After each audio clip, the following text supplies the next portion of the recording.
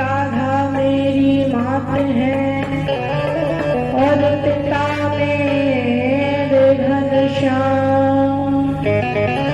इन दोनों के चरणों में मेरा कोटि कोटि प्रणाम, मेरा बारंबार प्रणाम। आए हो तो प्रेम से लो हरि का नाम।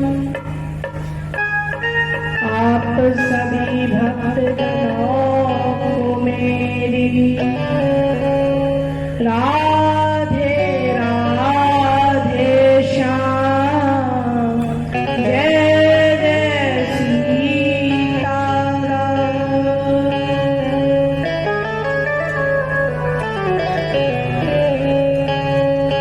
सर्वप्रथम भगवान श्री राम के चरणों में मेरा साष्टांग बारंबार प्रणाम। हनुमान जी के चरणों में साष्टांग, भगवान शिव के चरणों में नमन। और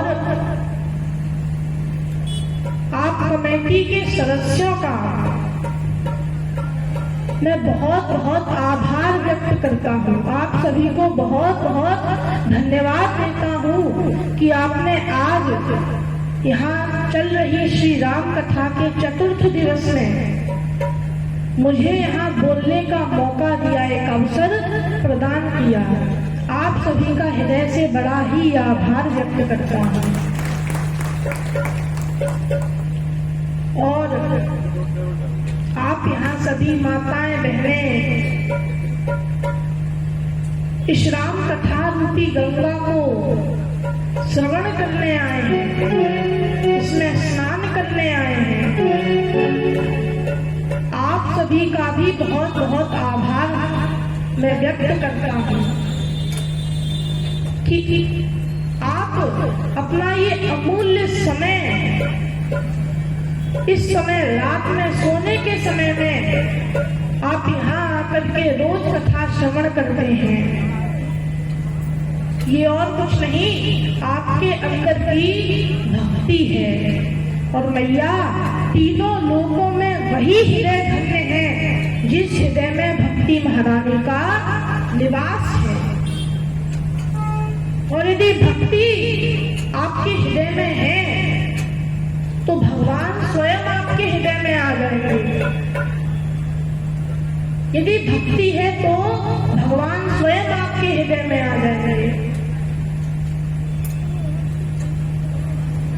क्योंकि भगवान जब आते हैं तो पहले खिड़की से झांक कर देखते हैं कि भैया यहाँ पे हमारे लिए जगह है या नहीं है।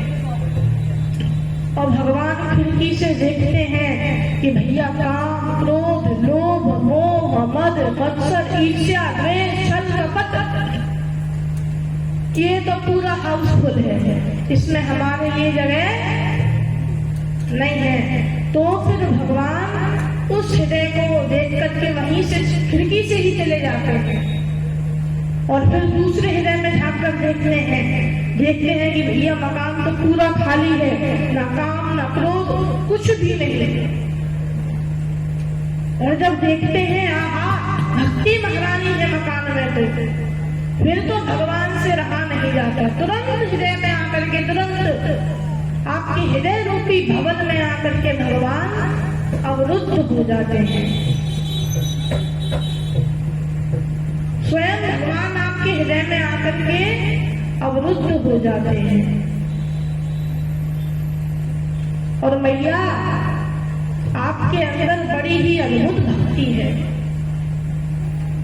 बड़ी अद्भुत भक्ति, जो इस रात के सोने के समय में आप सभी लोग यहाँ कथा श्रवण करने के लिए आए हैं। और मैया भगवान तो स्वयं कहते हैं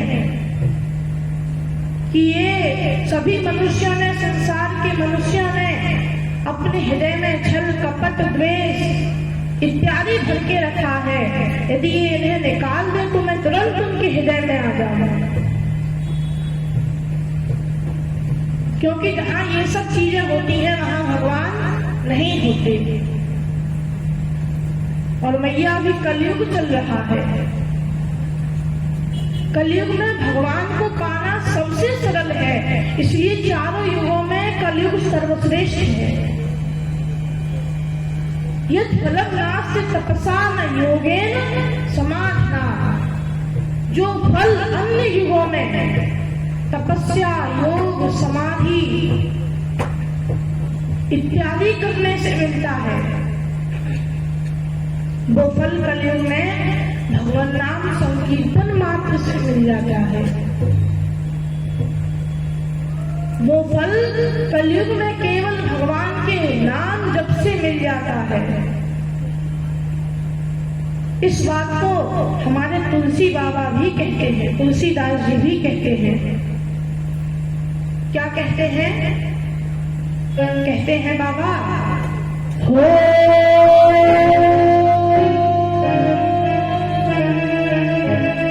कलयुग केवल नाम आधारा,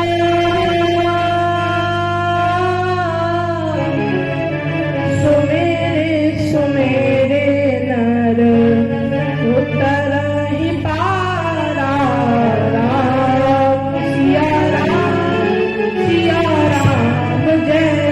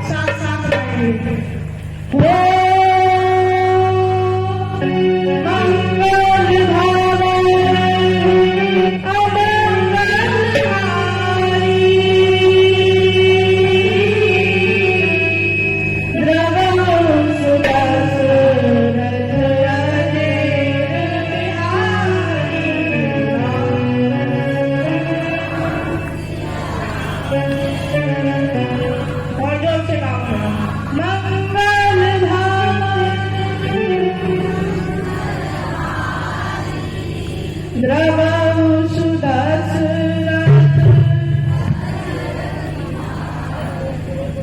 इधर से तो आवाज आ रही है, उधर से भी नहीं आ रही है। सब लोग मिलकर के गाओ।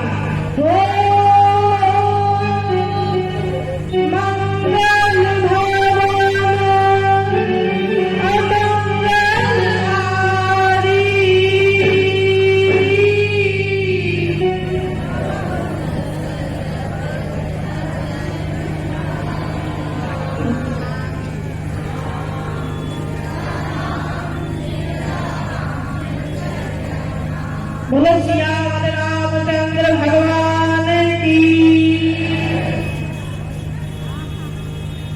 तो मैया ऐसे थोड़ी थोड़ी आवाज निकाल कर,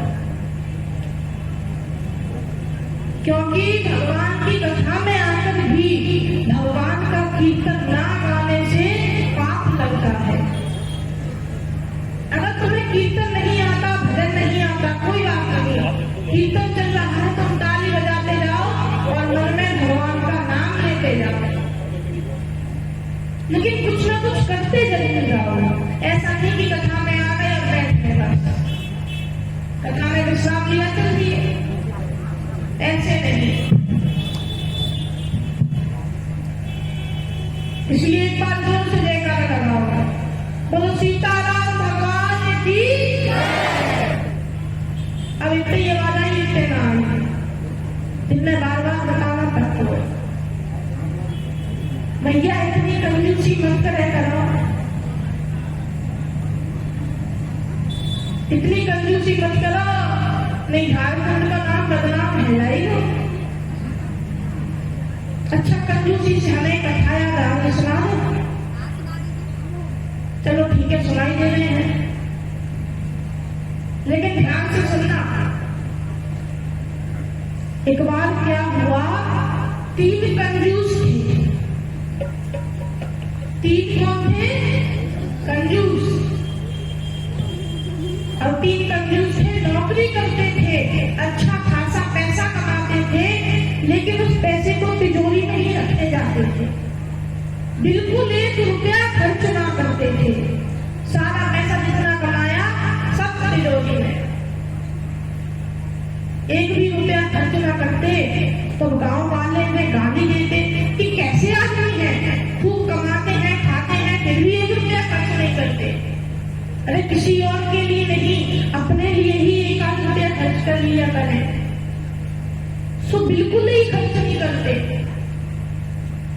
पता नहीं क्या करेंगे, अपने साथ तो ले जाने वाले हैं नहीं, फिर भी पता नहीं क्यों बोल रहे हैं, बिल्कुल खर्च ही नहीं करते। तो गांव वाले में गाली देते थे। अब एक बार 3 कंजूस आपस में मिले और आपस में मंत्रणा करी कि भैया गांव वाले हमें गाली देते हैं, ऐसे ऐसे कहते हैं, तो ऐसा करते हैं कि आज हम कुछ पैसा खर्च कर देते हैं, आज हम कुछ पैसा खर्च कर देंगे। सबने तिजोरी से थोड़े थोड़े पैसे लिए और चल दिए बाजार में। बाजार में आए और आकर के तीनों बाजार में घूमने लगे। अब बाजार में जो भी चीज दिखे सब महंगी, कोई सस्ती चीज है ही नहीं, तो विचार करने लगे क्या खरीदे। बोले आगे चल के देखते हैं कोई सस्ती चीज मिल जाए। तो आगे गए तो एक दुकान मालक जाकर के दुकान वाले भैया से कहा, भैया हमें 250 ग्राम घी दे दो। कितना घी? 250 ग्राम। ये भी नहीं कि आधी किलो ले चलते, 250 ग्राम ले चलो। 250 ग्राम घी तीनों अपने अपने हिस्से का लेकर के लौट के आए गाँव में और फिर आपस में बात करी। बोले 1 महीने बाद मिलेंगे। कितने दिन बाद? 1 महीने बाद, और फिर देखेंगे किसका कितना घी खर्च हुआ। लेकिन शर्त होगी कि सबको रोज घी खाना होगा, और फिर देखेंगे किसका कितना घी खर्च हुआ, और इससे समझ में आएगा कि कौन ज्यादा बचत करता है और कौन कितना जल्दी खर्च कर देता है। तीनों अपने अपने घर गए। 1 महीना पूरा होने का इंतजार करने लगे। समय बीतता रहा, 1 महीना पूरा हुआ और जैसे ही 1 महीना पूरा हुआ तीनों मिले।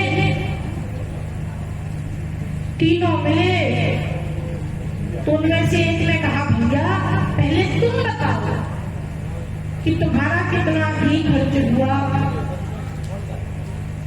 तो पहले की बारी आई, वो बोला, भैया हम लाए कितना थे? कितना लाए थे भैया? 250 ग्राम लाए थे। अब 250 ग्राम में से हमारा तो 50% खर्च हो गया, आधा घी हमारा खर्च हो गया। बाकी के जो 2 थे उन्होंने पूछा, भैया तुमने आधा घी खर्च भी कर दिया? अरे कितना घी खाते हो, बताओ तो कैसे खाते थे? बोले, सुन लो, हम क्या करते थे, सारी रोटी इकट्ठी बना लेते, एक जगह पर बनाकर धर देते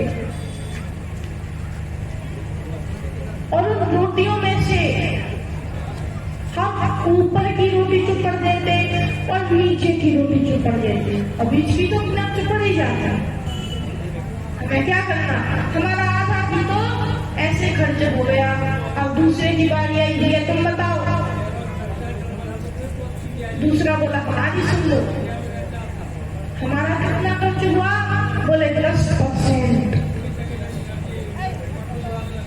बोले मेरा आधा खर्च हो गया, 50% खर्च हो गया, तेरा केवल 10% खर्च हुआ, तू कैसे खाता था जरा बता। तो बोला, देख हम पहले तेरी तरह सारी रोटी इकट्ठी कर लेते, हमने घी को एक डिब्बी में भर रखा है, उस डिब्बी में हम एक सुई डालते, सुई निकालते और रोटियों के बीच में छेद करते हुए चले जाते। इस तरह हमारी सारी रोटियां चुपड़ जाती, सारी रोटी एक एक बूंद से चुपड़ जाती, हम खा लेते और इस तरह हमारा 10% खर्च हो गया। अब एक बचा, बोले तुम्हारा कितना खर्च हुआ?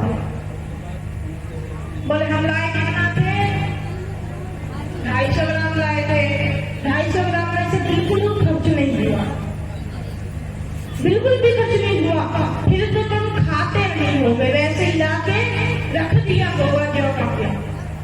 बोले नहीं, हम रोज खाते थे, फिर भी बिल्कुल खर्च नहीं हुआ। बाकी के 2 बोले, तो ऐसा हो सकता है कि तुमने वो डिब्बी खर्च करके दूसरी डिब्बी ले आए हो। बोला नहीं, दूसरी डिब्बी भी नहीं लाया, तो कैसे खाते थे? रोज खाते भी थे, बिल्कुल खर्च नहीं हुआ। ये कैसे किया भैया, कहां से सीखे आया? तो बोला कि हम तुम्हारी तरह रोटी तो बना ही लेते थे, साथ में सब्जी भी बना लेते थे, और हमारे यहाँ पर एक टेबल है, टेबल के चारों ओर कुर्सियां डली हैं और सारा परिवार एक साथ बैठ करके वहीं भोजन करता है। तो हम टेबल के बीचों बीच उस डिब्बी को रख लेते, डिब्बी का ढक्कन खोल लेते, और जैसे ही और मुंह के पास आता, मुंह में जाने लगता, तो पहले सूंघ लेते, घी का स्वाद भी आ जाता और रोटी भी खा लेते। ऐसे करके हम लोग घी भी खाते पर बिल्कुल खर्च ना हुआ। तो भैया उनका तो घी खर्च हो रहा था, तुम्हारा तो कुछ भी खर्च नहीं हो रहा, तुम्हारा तो कुछ भी खर्च नहीं हो रहा। इसलिए एक बार जोर से बोलो, जोर से जयकारा लगाओ, बोलिए राजा रामचंद्र भगवान की, हनुमान जी महाराज की। अभी भी आवाज नहीं आई जैसे, तो मैया थोड़ा जोर से लगाओ ना। अब इधर वाले शांत रहेंगे, इधर की मैया बोलेंगे। जोर से बोलो, हनुमान जी महाराज की। अब सब लोग साथ में मिलकर बोलेंगे, बोलो सीताराम भगवान की।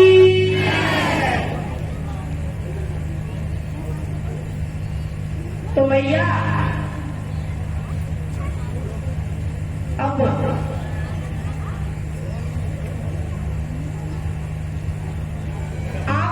कंजूसी मत करा करो। जब भी कोई कीर्तन या भजन हुआ करे तो ताली बजाया करो, ठीक है? जोर जोर से नृत्य भी किया करो और साथ में कीर्तन गाया भी करो।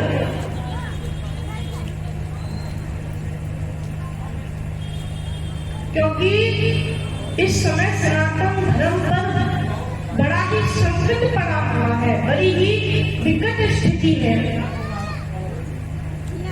और इस सनातन धर्म को आप जैसे धर्मात्मा ही बचा सकते हैं।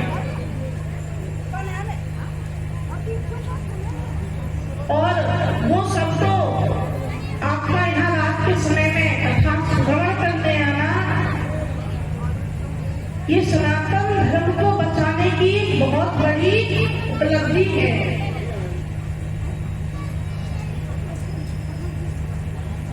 भैया गाय की सेवा किया करो, गौ माता की सेवा किया करो, क्योंकि गाय हमारी माता है। गाय में 33 कोटि देवताओं का वास होता है। अच्छा ये बताओ कि अपना जब हम घर में भोजन बनाते हैं तो पहली रोटी कौन कौन गाय के लिए निकालता है? सच सच बताना, वो निकालता है, आप खड़े करो। पहली रोटी गाय की निकालते हो क्या भैया? निकालती हो पहली रोटी गाय की? जो सच में निकालता है वही हाथ खड़ा करे।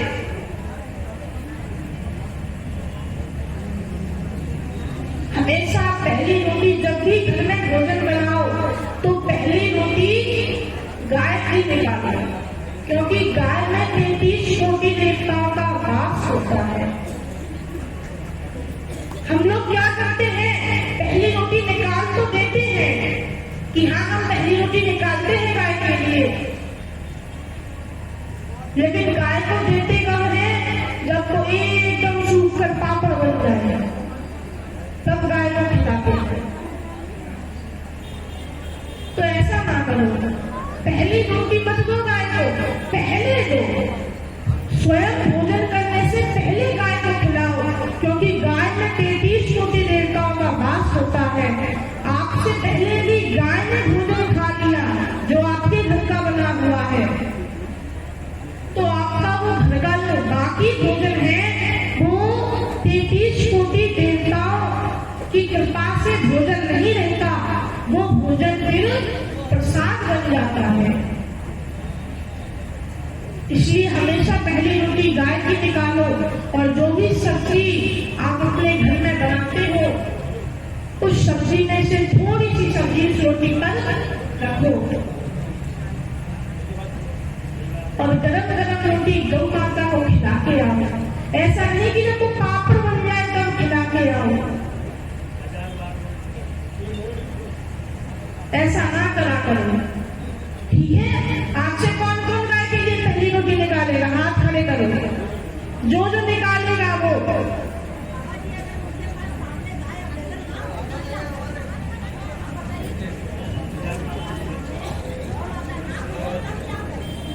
यदि गाय आपके सामने ना हो तो गाय की रोटी निकाल करके रख दीजिए और उसमें से 5 छोटे छोटे टुकड़े निकाल करके जो आपके घर का चूल्हा है उस चूल्हे में जो अग्नि प्रज्वलित है जिसके द्वारा भोजन पक रहा है उस अग्नि को अर्पित कर दीजिए, ठीक है? उस अग्नि को अर्पित कर दीजिए। तो आप बताओ कौन कौन निकालेगा गाय के लिए रोटी? अब तो सब लोग निकालेंगे ना। रोज भोजन करो तो उससे पहले गौ माता के लिए निकालो, क्योंकि गौ माता में 33 कोटि देवताओं का वास है। गाय हमारी माता है, सनातन धर्म की माता है। इस पृथ्वी पर भी जब जब अधर्म बढ़ा, धर्म संकट में आया, तो ये पृथ्वी भी गाय का रूप धारण करके भगवान के पास गई। अपने असली रूप में नहीं गई, गाय का रूप धारण करके पृथ्वी भगवान के पास गई।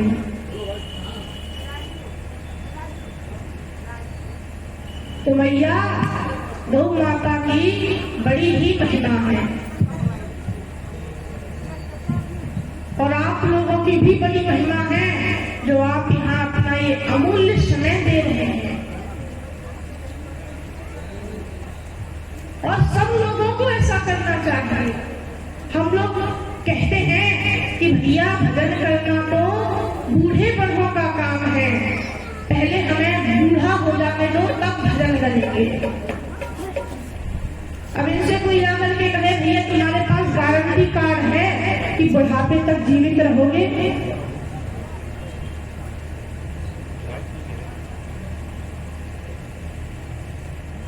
अब इनसे कोई पूछे कि भैया ये बताओ तुम्हारे पास गारंटी कार्ड है कि तुम बुढ़ापे तक जीवित रहोगे? अच्छा बताओ तुम अपनी आयु कितनी मानते हो? 100 साल मानते हो तो रात में सोते हो, 50 साल सोते सोते चले रहे। 80 के बाद के 20 वर्ष की तो आप तुलना ही मत करना, हिसाब से पहले ही निकाल देना, क्योंकि 80 के पार जाने के बाद अगर चाहोगे भी कि भजन कर लें तो फिर मैया 5 मिनट माला लेकर बैठी नहीं कि पैर दुखने लगे, कमर दुखने लगी। और प्रारंभ के 20 वर्ष आपने खेलने कूदने, पढ़ाई लिखाई इत्यादि में निकाल दिए, बचे 10 वर्ष। इन 10 वर्षों में भी अभी विवाह हुए 1 वर्ष नहीं हुआ, तब तक तो देवी जी के मंत्र नित्य प्राण में सुनाई करते हैं। आज नमक खत्म हो गया, आटा खत्म हो गया, चीनी खत्म हो गई, तेल खत्म हो गया, भजन करने का टाइम कहाँ मिला? इसलिए बचपन से ही भजन करना स्टार्ट कर दो, बचपन से ही भगवान को याद करना स्टार्ट कर दो। आइए हम भी थोड़ा भगवान को याद करते हैं, जानते हैं भगवान के बारे में, भगवान कैसे हैं। सच्चिदानंद रूपाय विश्वोत्पत्त्यादि हेतवे तापत्रय विनाशाय श्री कृष्णाय वयं नमः।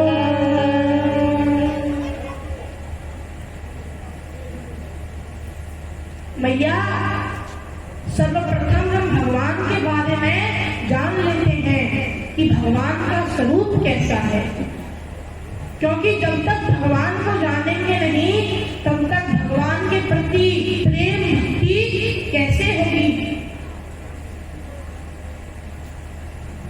तब तक भगवान के प्रति भक्ति हमारी कैसे उजागर होगी। इसलिए पहले भगवान को जान लो, भगवान कैसे हैं। बोले सच्चिदानंद रूपाय, कैसे हैं? सतघन चिदघन आनंद घन। भगवान सत्य स्वरूप है, सत्य स्वरूप है भगवान। चित्त स्वरूप, प्रकाश के स्वरूप है, जो कि सूर्य चंद्रमा को भी अपने प्रकाश से प्रकाशित करते हैं। और आनंद घन, भगवान का स्वरूप कैसा है? आनंद घन है। भगवान आनंद के सिंधु हैं। इसलिए मैया भगवान को भरो। क्यों? क्योंकि हम लोगों को चाहिए सुख, हमें सुख चाहिए, पर हम जितना सुख चाहने के लिए प्रयत्न करते हैं उतने ही दुखी होते चले जाते हैं, उतने ही दुखी हो जाते हैं। क्यों? क्योंकि ये संसार दुखालय है और इस दुखालय में हम सुख ढूंढ रहे हैं। सुख सुख किसमें है? सुख तो भगवान की भक्ति में है, क्योंकि भगवान का स्वरूप कैसा है? आनंद स्वरूप। सुख का उल्टा दुख होता है, सुख का उल्टा दुख होता है, पर आनंद का उल्टा कुछ नहीं होता। आनंद का उल्टा होता है तो वो होता है परम आनंद। यदि सुख चाहिए तो भगवान को भरो, क्योंकि ये संसार तो दुखालय है, यहाँ दुख ही दुख है, यहाँ सुख नहीं मिलने वाला। और दुख भी एक नहीं, कई प्रकार के दुख हैं। कोई तन दुखी, कोई मन दुखी, कोई धन बिन रहत उदास, थोड़े थोड़े सब दुखी, पर सुखी राम के दास। बोले इस दुखालय में जो आया है वो सब दुखी है। कोई अपने तन से दुखी है, आज ये बीमारी लगी है, कल वो बीमारी लगी है। किसी को तो बीमारी से ही समय नहीं मिल पाता। कोई तन से दुखी है, कोई मन से दुखी है, किसी को चिंताएं सता रही है, और कोई धन के बिना उदास रहता है। यदि धन नहीं है तो वो ये सोचता है धन नहीं तो कुछ नहीं। लेकिन दुखी सब लोग हैं। बोले सब दुखी है तो सुखी कौन है? कोई तो सुखी होना चाहिए। बोले सुखी राम के दास। जो भगवान का दास बन गया, जो राम का दास बन गया, वही इस दुखालय में रहकर भी सुखी है। इसलिए भगवान के दास बन जाओ, क्योंकि मैया जब आप जाओगे ना तो आपके अच्छे बुरे कर्म ही आपके साथ जाते हैं। ये संसार की जो माया है, धन दौलत है, ये आपके साथ जाने वाले नहीं हैं, ये आपके साथ नहीं जाते हैं। इसलिए भगवान को भरो। जब तक हमारे पास माल है, पैसा है, तब तक तो सारी दुनिया हमारे पीछे पड़ेगी। और जिस दिन दुनिया को देखा कि भैया लोग पानी सब खत्म हो गया, तो दुनिया अपने आप छोड़कर भाग जाएगी। ये संसार बड़ा विचित्र है। आजकल तो भाई भाई का रिश्ता भी नहीं अच्छे से निभा पा रहा है। एक भाई अपने भाई का रिश्ता नहीं निभा पा रहा है।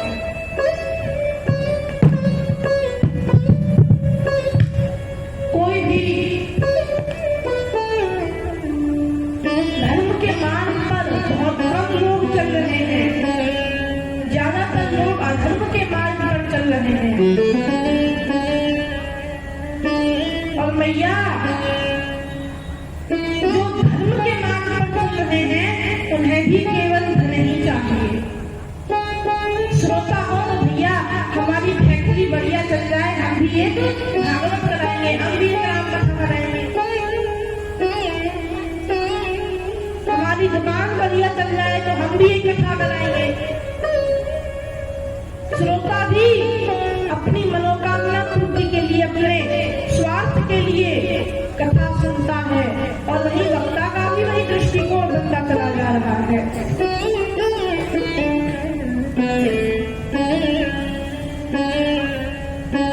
तो मैया इस धन दौलत पैसे के पीछे ना पड़ो, इस माया में ना पड़ो, इस दुनिया के चक्कर में ना पड़ो। क्योंकि मैया इस दुनिया की सत्यता क्या है? दुनिया की सत्यता है कि बन जाते लाखों रिश्ते। ध्यान से सुनना, बन जाते लाखों रिश्ते कब? जब पैसा पास होता है। बन जाते लाखों रिश्ते जब पैसा पास होता है, और टूट जाता वो रिश्ता गरीबी में जो सबसे खास होता है। गरीबी में वो रिश्ता टूट जाता है जो तुम्हारा सबसे खास होता है।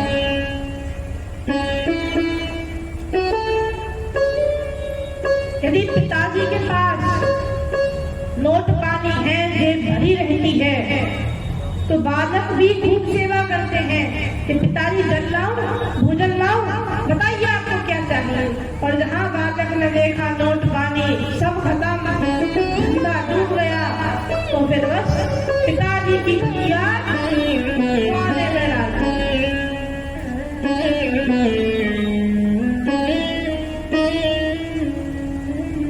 भैया, इस संसार की बड़ी विकट स्थिति है, इसलिए भगवान को भजो। भगवान का कार्य क्या है आगे बताते हैं, बोले विश्वोत्पत्त्यादि हेतवे। भगवान विश्व की उत्पत्ति करते हैं, इस संसार को बनाते हैं, इसका पालन करते हैं और अंत में आकर के इसका संहार भी कर लेते हैं। अंत में आकर इसका संहार भी कर देते हैं।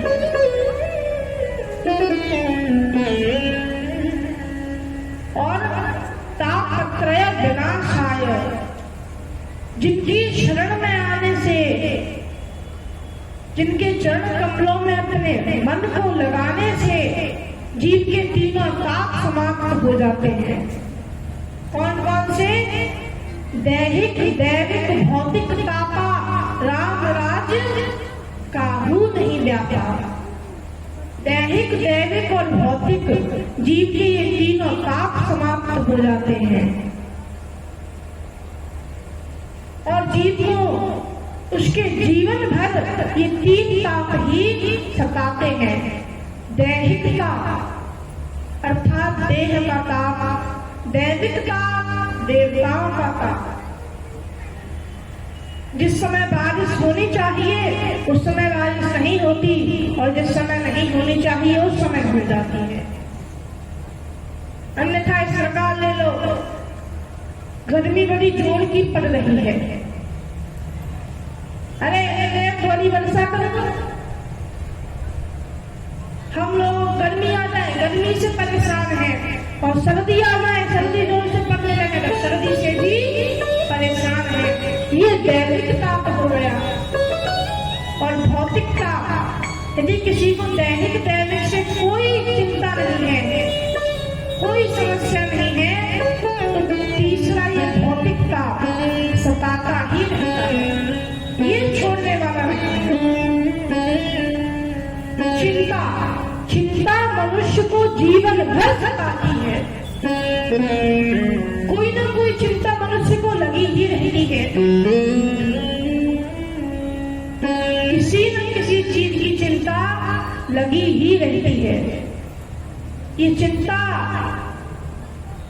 जीव को सताती रहती है और ये चिंता कब जाएगी? ये चिंता कब दूर होगी? जब एक मनुष्य यह मान ले कि जो होगा उसे मैं रोक नहीं सकता, जो नियति में लिखा है वो होकर ही रहेगा और नियति के लिखे को मैं बदल नहीं सकता। यदि एक जीव ये सोच करके अपने कर्म करे तो उसकी सारी चिंता दूर हो जाएगी। क्यों? क्योंकि जो होना है वो तो होकर ही रहेगा। जो होना है वो होकर ही रहेगा। क्योंकि मैया भगवान के घर देर है, भगवान के घर देर है लेकिन अंधेर नहीं